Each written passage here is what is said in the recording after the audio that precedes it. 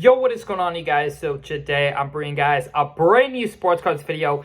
In today's video, I'm going to be talking about basketball players that I'm currently selling, why I believe there's a great amount of NBA cards that I believe should be sold immediately. Now, before we get into that, I did want to say real quick, you guys know this week we are giving away a Cade Cunningham Prism PSA 9. If you would like to enter in to win this card for free, all you have to do is subscribe, like this video, comment the word done, and you will automatically be entered to win a free card. Now, without further ado, we are going to hop right into the video. So, as you guys know, we are currently in the month of March. And in April is when the NBA playoffs start. Now, there's a lot of opportunity in the market. There's a lot of players who will definitely see a big increase. The playoffs are when stars can turn to superstars, when younger players can become staples in the market.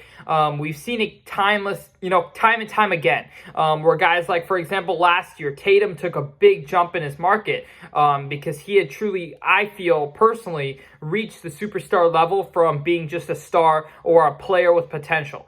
Now, coming along with all of the opportunities of players who are going to play very well, there are a subset of teams who do not make the NBA playoffs. And what happens to these teams, at least the players on these teams in the market, is that the supply really dries up because in April, people realize they're not going to be able to see their players play until October.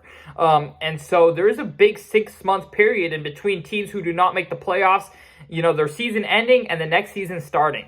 And oftentimes this supply really skyrockets because a lot of people want to sell and the demand really dries up. There's not many people wanting to go out and purchase these cards. There's not much incentive for me to buy into a card like, for example, Cade Cunningham, funny enough, right? He's not going to make the playoffs. And what's going to happen is there's not going to be many people incentivized to buy this card in April, probably until at least July. And so there's a lot of people who are selling off, trying to move their money into playoff players, maybe moving their money into some baseball cards because the baseball season is going to be in full swing. So there's a lot of different focuses of individuals. And not much of that focus is going to be on guys like Cade Cunningham, who will not be playing until October. A lot of that money is going to be spent on NBA playoff players. And so what happens when the demand really dries up and the supply continues to increase because people are trying to get rid of it is that the prices really start to bottom out. I look at guys like Damian Lillard, who's playing amazing right now. He just dropped, I believe, 71 points. And there's a lot of demand on him. However, I think in a month, there's not going to be much attention on him. It's going to start to be kind of the downfall. If he does not make the playoffs, there's not going to be much attention around Damian Lillard until next season. And I believe there is going to be a great buying opportunity for guys like Damian Lillard, but I think they're really going to start to drop in April. This is at least a trend that I've seen in the past 2 to 3 years, is that in April, the non-playoff players start to drop. They really continue to drop. Then they start to bottom out. And they usually bottom out around July, August. And then September is when you really start to see demand heat up again for the next season. So this is usually how the cycle goes. Of course, it changes a little bit. I've seen over the last 3 years, there's usually a 2 to 3 week period where it could change a little bit, demand and supply, depending on the market that we are in. But typically between June and July is when prices hit the floor. They usually stay steady for around a month or two, and then they start to climb back up towards the end of August, leading into the basketball season, which starts at the end of October. But from April to June to July, for players who are not in the playoffs, you're going to really start to see a lot of great deals because prices are going to continue to cut. And that usually is just always the trend. Of course, if you're holding long-term, none of this information really should mean anything. This is simply for people who like to flip cards, for people who are trying to build their capital a little bit faster, buy, sell, trade on a daily basis. You do not want to be waiting with the Cade Cunningham card from April to pretty much September to see any increase, if any. So I would definitely suggest right now, before everyone starts to flood the market with guys like Cade Cunningham, Damian Lillard, LaMelo Ball, there's a handful of other stars on teams that will not make the playoffs, at least likely not make the playoffs.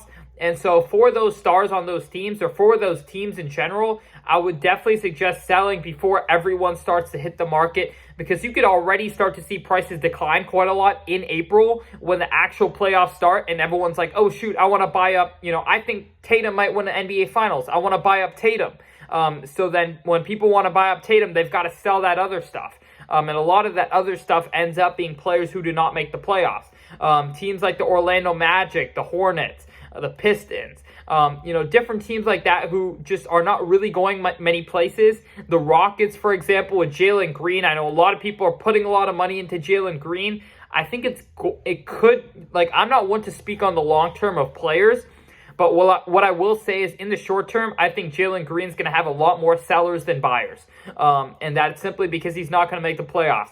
So that's my personal strategy. I try to get rid of all non-playoff players by March. There's some borderline playoff teams. There's some teams that may be an 8th seed, get knocked out in the first round.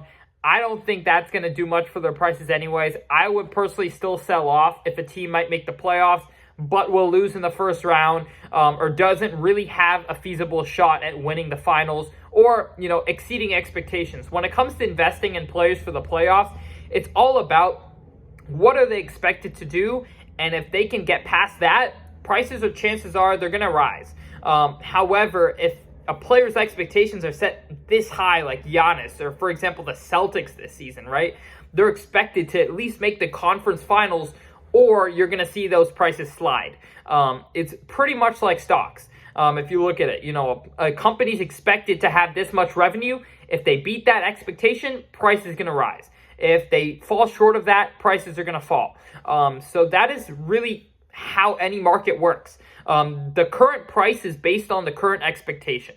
And that's, the supply and demand is working that out. That's kind of the law of business, is that the law of economics, I should say, is that, the current price is based on the current expectation. So if you're investing, for example, I'm personally investing quite heavy in Steph Curry right now. I think he's been injured. The Warriors don't have much expectation this postseason. A lot of people are claiming, it's going to be the Suns or the Clippers or whoever else in the Western Conference who's going to do really well. The Grizzlies, the Nuggets, whatever other team you're rooting for, or you think is going to win the West. However, I think the Warriors' expectations are low enough to where if they get into the playoffs, I think it's going to be tough to beat Steph, Clay, and Draymond in a 7-game series, to where I think if they win a couple series, prices are going to rise. And so if you're investing, however, in Giannis, he's kind of expected to make the NBA Finals. If he doesn't make the NBA Finals, his prices, chances are going to fall. And even if he makes the NBA Finals, his prices may not go up, because that's kind of already what he's expected to do. We saw it when the Suns and the Bucks made the finals. The Suns were not expected to make the finals. When they made the finals, Booker's prices skyrocketed, Chris Paul's prices skyrocketed, Ayton's prices skyrocketed, but the Bucks were expected to make the finals. Giannis's prices didn't do much. And so you really got to think about that. And when selling as well, think about that, right? If you're selling a guy like Cade Cunningham, you got to say, what do people expect of Cade Cunningham? People are already kind of pricing him as if he could be a star in the league. If he doesn't end up being a star, his prices are going to tank. If he ends up being a star, how much upside is there, considering he's already priced as if he's a star? And that's the case with a lot of young players, and that's why I think a lot of people get burned on investing in young players. I know this is going off a little bit the road from where I started this video and what the main point of this video is, but I would personally recommend, if you have any non-NBA playoff players or playoff players who are not going to do much, at least you don't think they're going to do much, I would say now is the perfect time to sell, get rid of it, reinvest that money, make some short-term gains, and then buy back in June, July when prices really bottom out. But I really hope you guys did enjoy this video. Once again, if you would like to enter into the Cade Cunningham giveaway, subscribe, like this video, comment the word done. Other than that, I'll catch you guys later. I'm out. Peace.